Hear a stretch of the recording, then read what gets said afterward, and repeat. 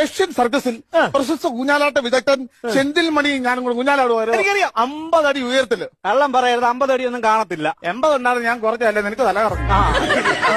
എന്നിട്ട് ഞങ്ങള് മേളിൽ ഇരിക്കുക, കാണികൾ ഇങ്ങനെ ശ്വാസം വിടാതിരിക്കുക. ചത്തിരിക്കുവായിരുന്നു. അല്ല, വീർപ്പ് മുട്ടിയിരിക്കുക. സർക്കസ് കൂടാരം വരച്ചു പറ്റിയ കയറ വരെ ആൾക്കാർ നിലനിരിക്കുക, ലൈൻ ജമ്പി കാക്ക ഇരിക്കുന്ന പോലെ. ഞങ്ങളിങ്ങനെ ആട്ടം തുടങ്ങി. സെന്തിൽമണി അവിടെ നാടി വന്നിട്ട് എന്റെ ഊഞ്ഞാലും കൊണ്ട് പോയി. ഞാൻ ആടിപ്പോയി സെന്തിൽമണിയുടെ ഊഞ്ഞാലും കൊണ്ട് വന്നു. സെന്തിൽമണി ഇങ്ങോട്ട് വന്നിട്ട് ടൈം തെറ്റി എന്റെ പാൻറ്റും പഠിച്ചു വളർത്തുണ്ടോ.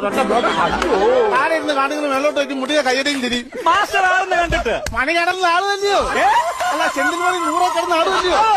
എന്നിട്ട് ഞാൻ മാമാട്ടിക്കുട്ടിയമ്മയുടെ ഫിഗറും പിടിച്ചു താഴോട്ട് ഒറ്റ ചാട്ടം. നെഞ്ചടിച്ചൊരു ഒറ്റ വീഴ്ച. എന്തോലും പറ്റിയോ?